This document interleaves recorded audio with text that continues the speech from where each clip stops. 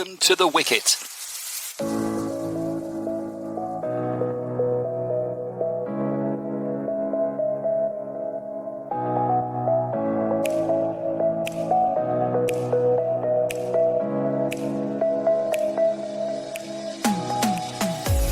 Hello, and once again, it's time for a new episode of your favourite cricket chat at The Wicket, the cricketing podcast brought to you by Arab News. I'm your host, Brian Murgatroyd, and with me once again to discuss the happenings in the sport locally in the Gulf, regionally in Asia and worldwide, Arab News columnist Jon Pike and Arab News cricket reporter Subas Humagain. Hello, gentlemen. Hello, Brian. Hello, Subas. Hi, Brian. Hi, Jon. And in this show, we speak about India's ultimately dominating win against Bangladesh in Chennai in the first of two tests between the teams. And we also reflect upon a close contest between Sri Lanka and New Zealand in the first test of their short series in Galle. There are women's T20I series between Australia and New Zealand, and also Pakistan and South Africa to speak about as next month's Women's T20 World Cup draws ever closer. Afghanistan's men have won a one-day international series against their South Africa counterparts, and we talk about that. We look back on the first two matches of a five-game one-day international series between England and Australia men. And there's plenty to discuss as two World Cup League Two series are ongoing in Canada and Namibia. On top of that, as ever, Subas and Jon tell us what's caught their attention in the world of cricket in the recent past. Lots to chat about then, so let's get going.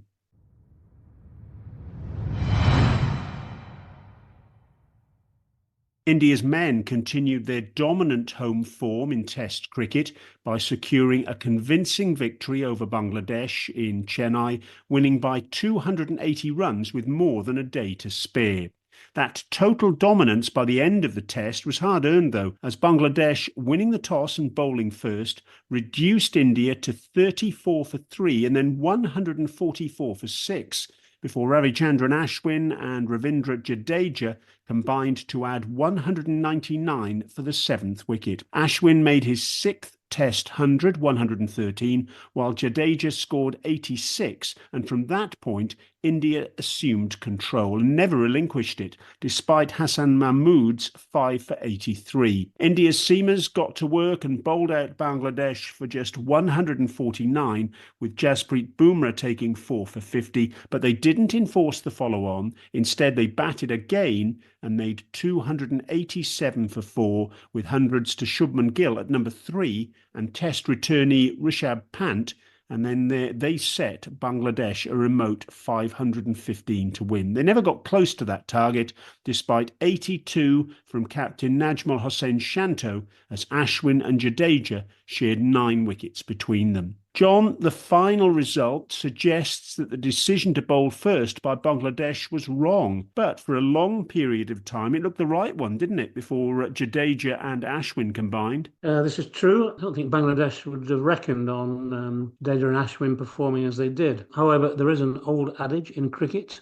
if you win the toss, bat. Yes, they didn't do that, and of course, ultimately, they paid the price. Subas, is there anything Bangladesh could have done to ram home their early advantage, or should we simply give credit to Jadeja and Ashwin for absorbing the pressure and then counterpunching? I think it was brilliance of Jadeja and Ashwin. More Ashwin, as he knew the conditions better than anyone. He had similar innings before and knew they had to stay put and runs would flow. Jadeja, I think he missed out on a deserved turn, but these two have made the test selection a whole lot easier for India. They bat as good as middle order batters.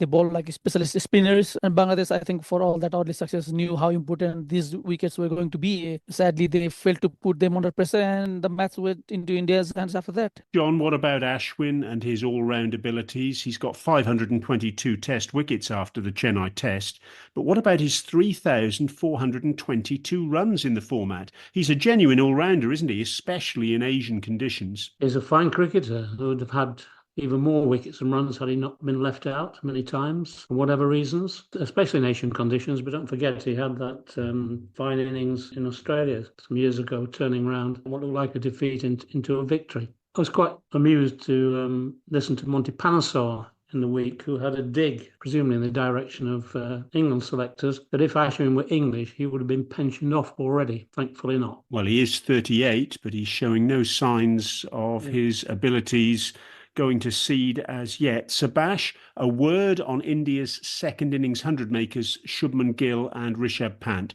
Pant's return is obviously a fantastic story, his first test since December 2022. But for Gill, does this mean the number 3 slot is his now? Oh, we can say he has taken a step forward to make that spot, but I think it's not quite assured yet. He's being backed by Gambhir for the role, and I think with his involvement in other formats too, the team would like to make him one of the core members. With his potential leadership capability for the future, I think he should make runs consistently to be the only choice. And playing at home, I think he's got one ton. If he can continue this, I think he's going to be the only one. And as for Rishabh, he's been entrusted with inform Zurel being kept out, so he needed runs, and he just not done that. Yes, a fantastic innings by both those players to ram home India's advantage, which was secured after the first innings. John, most encouragingly of all, I guess, for India, they won the test without a major contribution from either Rohit Sharma or Virat Kohli. Yes, encouraging for India, that is, as you correctly say. For the others, not so much so. Yes, there'll be plenty of people who'll be thinking, well, those two are due at some stage, and we'll see when that stage is. The second test of this short series starts in Kanpur on Friday, the 27th of September, and we'll chat about that next time here at the Wicket.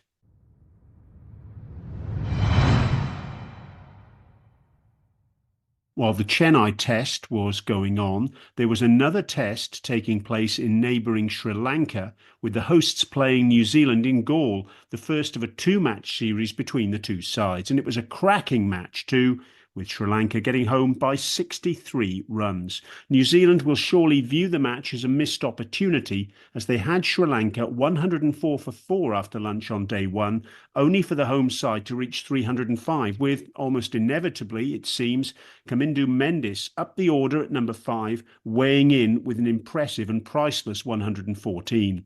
New Zealand had again a chance, this time with the bat, when they reached 136 for 1 and then 269 for 4. But eventually they had to settle for a first innings lead of only 35, as their top 7 all got starts, but no one went on with the job and got a really big score. Sri Lanka, in the third innings of the test, made 309, despite Ajaz Patel's 6 for 90, leaving New Zealand 275 to win.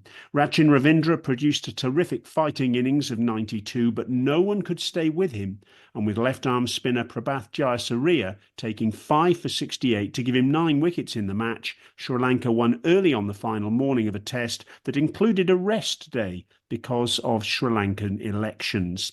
The result means that Sri Lanka have now won back-to-back tests after their win in the final match of the series in England earlier this month, and they've now skipped above New Zealand and into third place in the race for a top 2 berth in the ICC World Test Championship. John, I called it a missed opportunity for New Zealand. Is that the way you see it? Yes, I would say so. Although I think you've got to give credit to Sri Lanka, whose team has found some welcome backbone, particularly after those 2 miserable defeats when they came to England before they rounded off with a victory at the Oval. And Subhash, what about Kamindu Mendis? He's done it again. Another Test 100, his 4th, all made in the past 6 months. What an incredible year he's having. And this one came up the order, something we were advocating on a previous podcast during that England series. Yes, Brian, we spoke about his consistency in scoreboard and why Sri Lanka should push him up.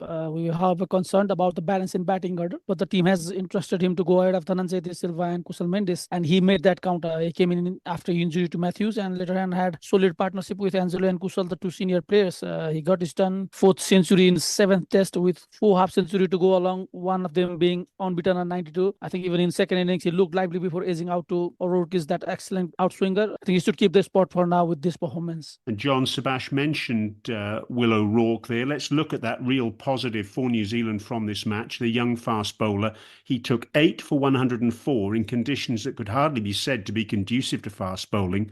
I did wonder, on the first morning about the wisdom of New Zealand bowling him for 9 overs in the first session of the match.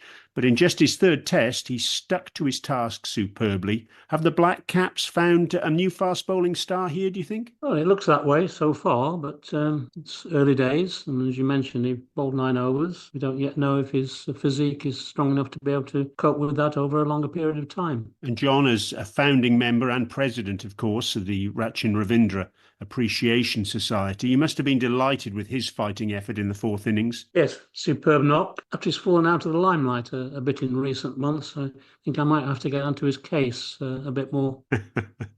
And Subas, a word on Prabhath Jayasuriya. He had an unhappy time for the most part in England in conditions that didn't favour him very much. But back on home soil, he showed his value. And those 9 wickets he took, do you know what? They give him 88 now in only 15 tests.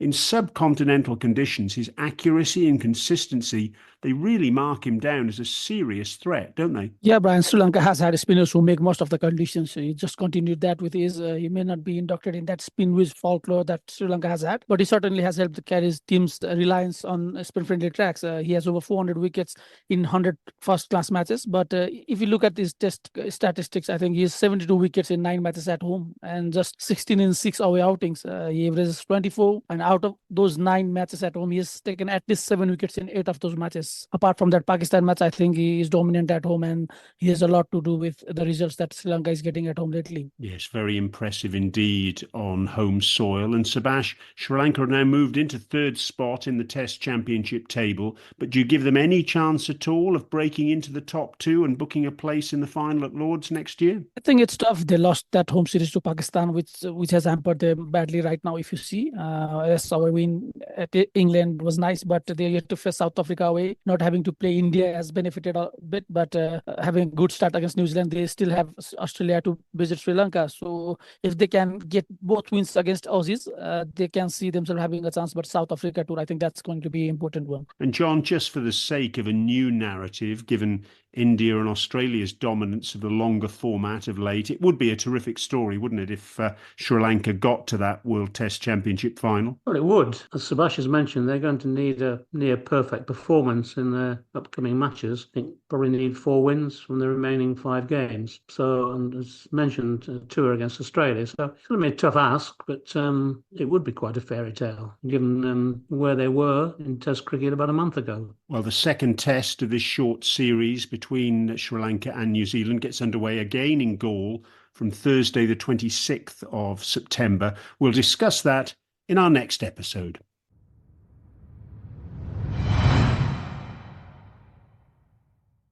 Pakistan and South Africa's women have played each other in a 3-match 2020 international series in Multan as part of both sides' build-ups towards the upcoming ICC T20 World Cup. South Africa have come out on top in the series, winning 2-1. We discussed match 1, a South Africa victory by 10 runs in our previous podcast, but in game 2, Pakistan won by 13 runs after scoring an imposing 181 for 4. It was a terrific all-round display by Pakistan with consistent scoring, and then the icing on the cake, the last 3 balls of the innings struck for 14 by Alia Riaz to set the target.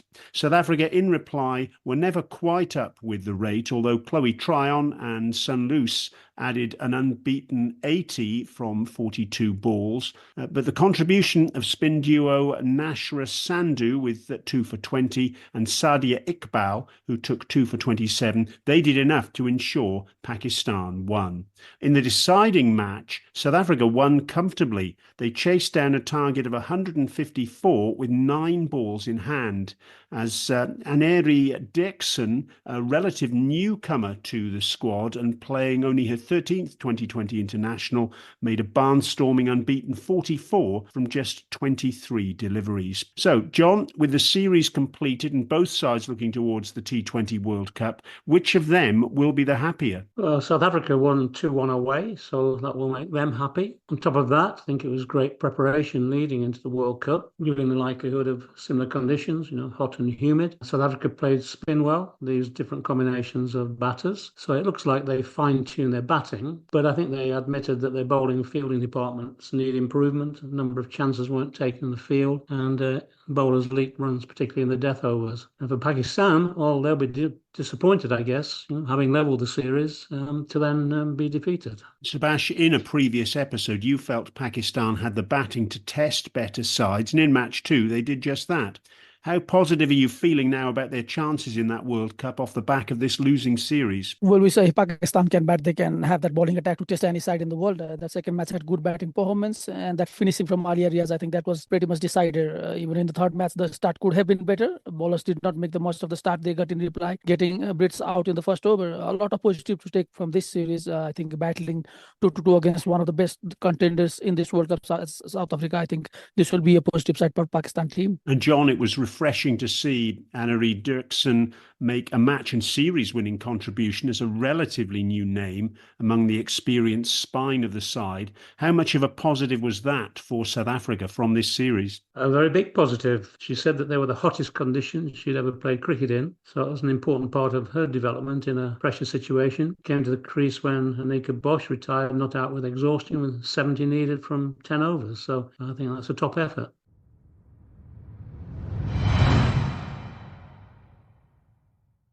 Meanwhile, Australia's juggernaut keeps on rolling with, as we record this podcast, its women's side recording wins in the first 2 matches of a 3-game series against New Zealand in Queensland ahead of their World Cup defence. In Game 1, despite losing Ash Gardner following a clash of heads with Georgia Wareham before play during a warm-up exercise, Australia chased New Zealand's 143 for 7 thanks to Phoebe Litchfield's destructive 64. That was unbeaten from 43 balls. And in Game 2, Gardner returned to spearhead a clinical bowling display, taking 3 wickets for a 29-run win after an Australian batting collapse, actually. 7 for 28 they lost at one stage, and that saw them bowled out for 142.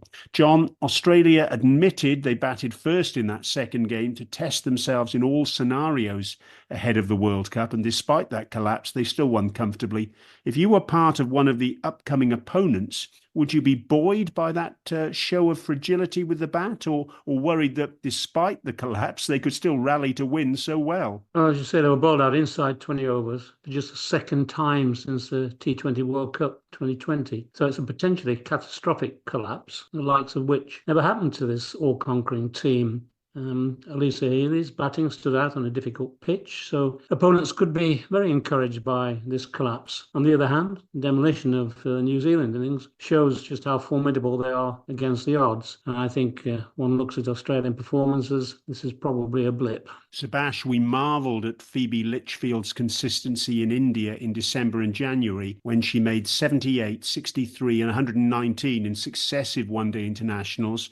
But that was at the top of the order. This time, she's played the role of finisher in a T20I. How impressed were you with her ability to reinvent herself in that way? She's only 21. The sky really does seem to be the limit for her, doesn't it? Just she is hitting the ball better than anyone at the moment. And it's not just power hitting, but playing according to the situation. When she was into bat, the team was 44-3. So she just played like she was there for a long time. 11 fours in 64 runs innings. I think that pretty much explains how she played. And she didn't have numbers to shoot lately in T20s. He had a brilliant start, but lately she didn't have that numbers. But it looks like she's back in form just in time. Australia's packed batting lineup means she'll have that liberty to go all out if needed in UAE as well. So Australia would be happy. And John, are you taking any crumbs of comfort for New Zealand from this series loss so close to the World Cup? Very few. Susie Bates said after the first game, you never know how many is enough against Australia. And although New Zealand built up some good partnerships, they were never able to carry on, even on a pitch with something in it.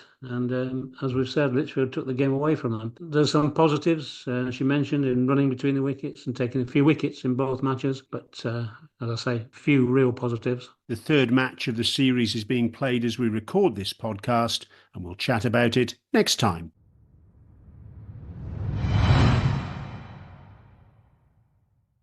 Afghanistan's men scored a notable series win in a one-day international series against South Africa in Sharjah in the United Arab Emirates, taking the series 2-1 thanks to crushing victories in the first two matches before the Proteas secured an equally convincing win in the final encounter. Afghanistan won match one by 6 wickets after bowling out South Africa for just 106. That might sound poor, but they were at one stage 36 for 7. It was their worst ever score in the first 10 overs of a one-day international power play.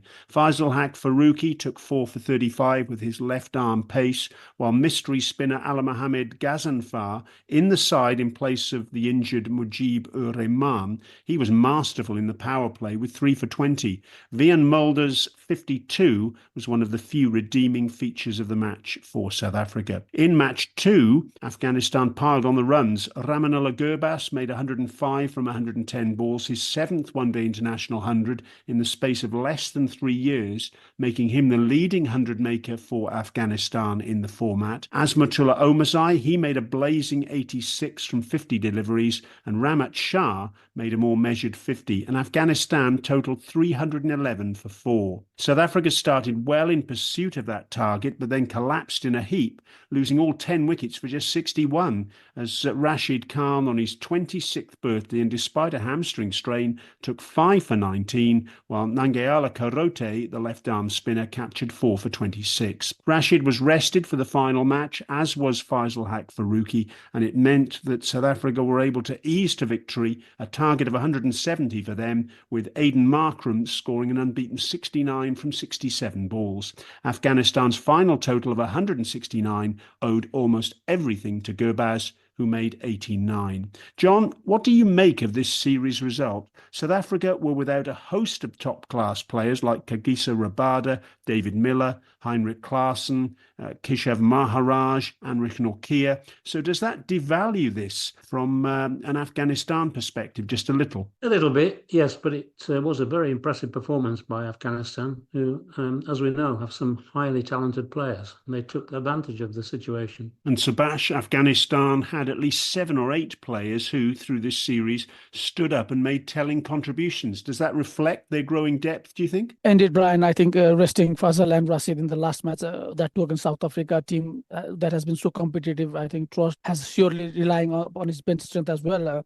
They ended up on the losing side in that game, but I think the trust that Trot has put in, I think the side is evolving, and as you mentioned, there are multiple match winners throughout the series, and they've taken a step forward. The players have made most of their stint in the T20 leagues. They've been gelling up quite well with the national side as well, and if this goes on, I think they'll be a force to reckon for the limited overs cricket. John, does this mean anything at all for either side's ICC Champions Trophy preparations, that tournament taking place or due to take place in Pakistan early next year? I think it means that Afghanistan will have even greater confidence. While South Africa will need to ensure that they assemble a full-strength side. Well, South Africa is staying put in the UAE for 2 2020 internationals and 3 one-day internationals against Ireland in Abu Dhabi, and we'll report back on those 2 T20Is in our next episode.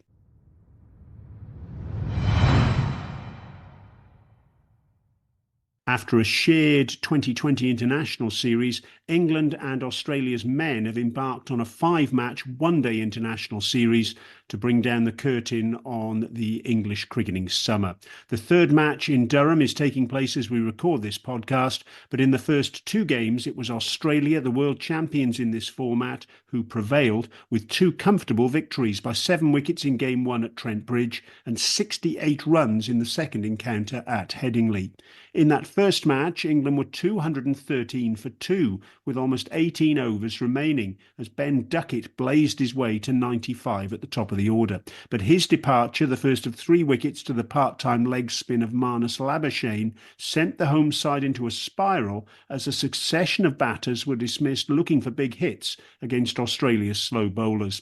They were bowled out for 315, and Australia, led by Travis Head's unbeaten 154 in 129 balls, with support from Labuschagne, who made 77 not out, meant the touring side eased home with 6 overs in hand. In Game 2, Australia batted first and posted what looked like a sub-par 270. And that final total was due in large measure to Alex Carey, who made 74 in 67 balls, and he and Josh Hazlewood added 49 for the last wicket, something that would turn out to be crucial in the final analysis. All the same, Australia were bowled out with more than 5 overs of their innings unused, but any hopes England had of levelling the series was stymied by a top-order collapse as they slipped to 65 for 5. They rallied, but eventually fell for 202, with Mitchell Starc and Josh Hazlewood back in harness, sharing 5 wickets between them. Subas, 2 chastening losses for England to start this series, but is it as simple as saying that if you add Jos Buttler and Zach Crawley to this batting lineup, they'd win at least one of those games and possibly both? Well, you can say that, but their batting certainly would have stood up and better than that they are now. The first match was good enough thanks to Ben Duckett and Will Jacks building up that partnership and laying foundation for a strong score. But the second match was winnable had the batting stood up. Jamie Smith was fighting lone battle, very little help from the top order. The lower order, I think they fought to make the chase respectable, but it's the top order and Captain Brook who needs to take the responsibility, something Josh would have. And John, what about that approach in Game 1 with batters continuing to go hard and almost lemming-like falling caught in the deep one after another? The modern way, of course, is to take the attack to the bowlers, but not for the first time. Is there the need for some pragmatism too? Well, having sat and watched the collapse in Nottingham, it's not hard to conclude that a total of somewhere between 350 and 400 could have been posted with a dose of pragmatism. And ironically, the rot set in when Duckett tamely offered a caught and bowled an uncharacteristic shot for him. The others seemed to be seduced by the short boundary, as you mentioned. Sadly, though, I suspect that pragmatism is not going to get a look in. And John, in regard to that suggestion about more pragmatism, what do you make of new captain Harry Brooks' comments that who cares, as he put it, about whether batters are caught on the boundary or in the infield? It's laudable that he wants his side to entertain, but I guess it asks the question, do England fans want a team of risk-takers who provide great entertainment but might not always deliver, or a team that balances risk and reward? I didn't think much of Brooks' comment, but it does symbolise an approach that is unlikely to change, especially with McCullum being in charge from January. The team and the management don't seem to take criticism very well. If they were to lose 5-0 to Australia, I imagine most fans would prefer less risk-taking. And it's looking as if England treat ODIs as a slightly extended form of T20. Being bowled out in an ODI, all out in 40 overs, having said that Australia, of course, took 44. The second match is really poor. And I wonder what Joe Root will be thinking.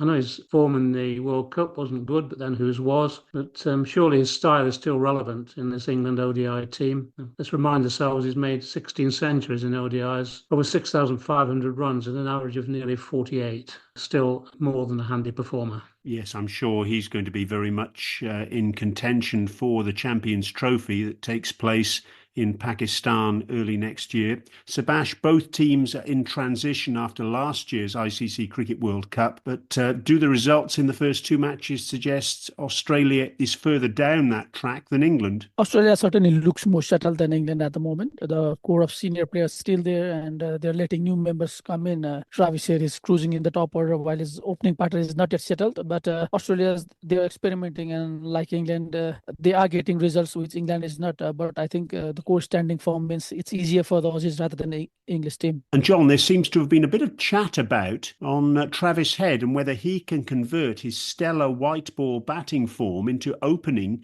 in the upcoming Test series against India. What do you think about that? It would mean Steve Smith dropping back down the order after opening following David Warner's retirement. Is it a possibility, do you reckon? Well, I would have thought so, and why not? He's been in superb form. He's more of a like-for-like replacement for Warner than Smith. Head has not yet said that he's keen. Because being exposed to India's pace attack poses some different challenges. But I don't think Smith can be said to have been a success as an opener. If Head were to do it, what would Australia do in the middle order? Would they go with 2 all-rounders in Marsh and Green, or will it become Green who misses out? Yes, plenty of questions there for Australia to answer in the longer term. In the shorter term, of course, they've got the final 3 matches of the one-day international series against England to deal with.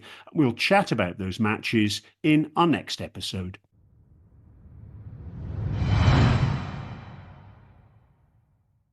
World Cup League 2, the tournament for the top 8 associate men's sides with the carrot of automatic entry into the next ICC Cricket World Cup qualifier, is cracking on with 2 ongoing tri-series. In Windhoek, where the hosts Namibia are playing the United States of America and the United Arab Emirates, it's the USA who've impressed so far, winning their first 3 matches comfortably. The UAE were hammered by the USA the first time those 2 sides went head-to-head.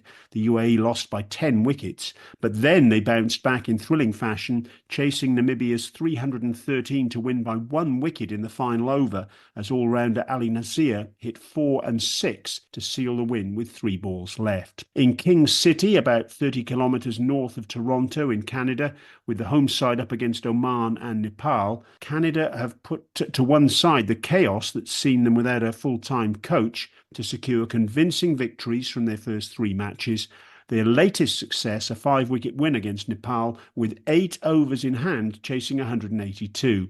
Oman got a win of their own thanks to a thrilling 1-wicket victory over Nepal, who found themselves winless in their first 3 games. Subas, let's start in Canada, and although they're on home soil, who would have predicted Canada to bounce back in the way they have after a turbulent few months, including a disappointing T20 World Cup? What's been the secret to their success this time, do you think? Well, I think individual players standing up to the role has been the key.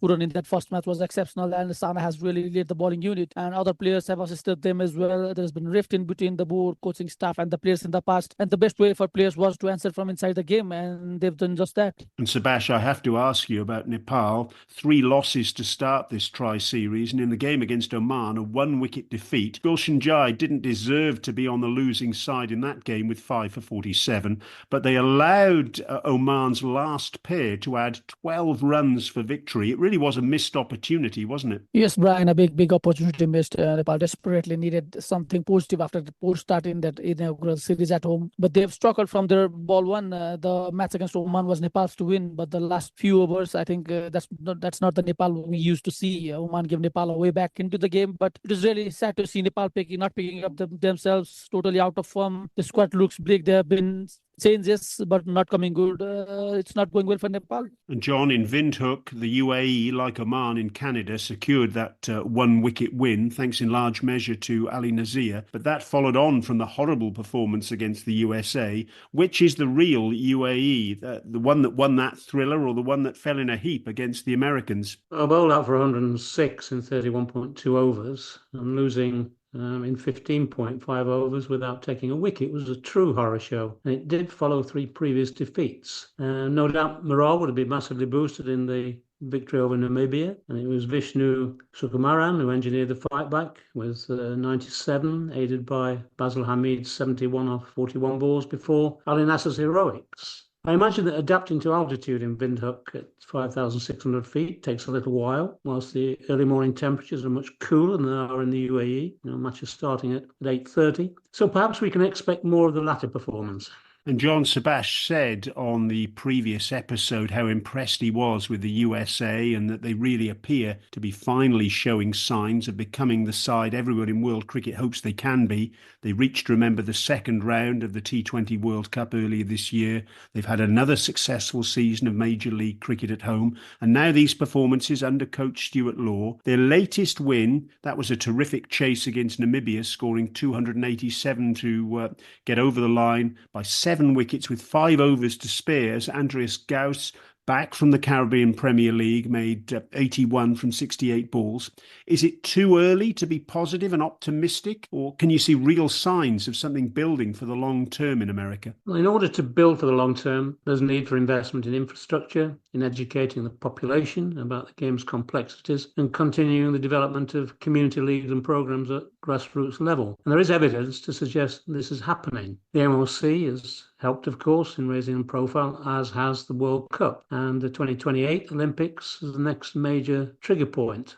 Cricket suffers pretty stiff competition from established sports, but it does seem that its profile is growing beyond a niche pursuit. So I think a cautious yes to your question is in order. The debate on whether cricket can be part of the American sports landscape has moved on, and that's something that would have seemed impossible a few years ago. Yes, it's all rosy in the garden at the moment, it would appear, for the USA. Let's keep our fingers crossed that it remains that way. Subas, what about Namibia, their ongoing struggles? Does that surprise you? They've been one of the better performing associates for so long now. But as we record this podcast, that's 7 losses in 11 matches in World Cup League Two. Well, their struggle at home is what surprises me. They don't have Ruben Trumpelman, the spirit in bowling, but that should not be that big issue at home. When they played in Nepal, the first series, they were on fire. The squad looked really balanced, but it has not been the same since then. And there have been individual performance, but they have failed to perform as a unit, not being able to use home conditions. I think that will affect the points tally in the long run. Not everyone will struggle at home like Nepal did. I think Canada showing their performance at home, it's going to be tough for them to come back. A reminder that there are 8 sides in World Cup League Two. That's the Netherlands, Scotland, Canada, Namibia, the USA, Oman, Nepal, and the UAE. And each of them will play a total of 36 one-day internationals across 2 years, with the top 4 sides going forward to the World Cup qualifier, while the bottom 4 will go into a playoff along with 2 sides from the Challenge League. That features 21st to 28th ranked sides in the previous qualifying cycle, and 4 of them will go forward to the qualifier too. Rest assured, we'll be across all that's happening in Windhoek and King City and chat about it again on our next episode.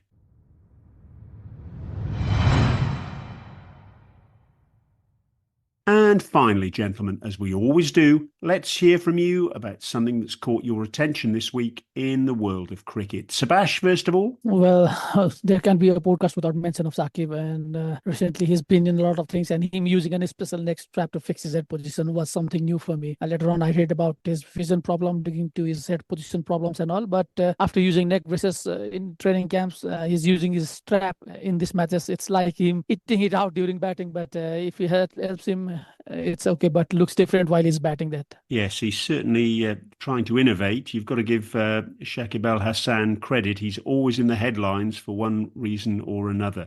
John, what about you? What's caught your attention? Well, the English and Welsh cricket season is still being completed towards the back end of September against a wet, grey and gloomy backdrop. We have some issues that have been resolved, and Division 1 of the County Championship won its 3rd successive title, first county to do so since Yorkshire in the 1960s. It also marks the end of an era, really, as Alex Stewart's tenure as Director of Cricket comes to an end.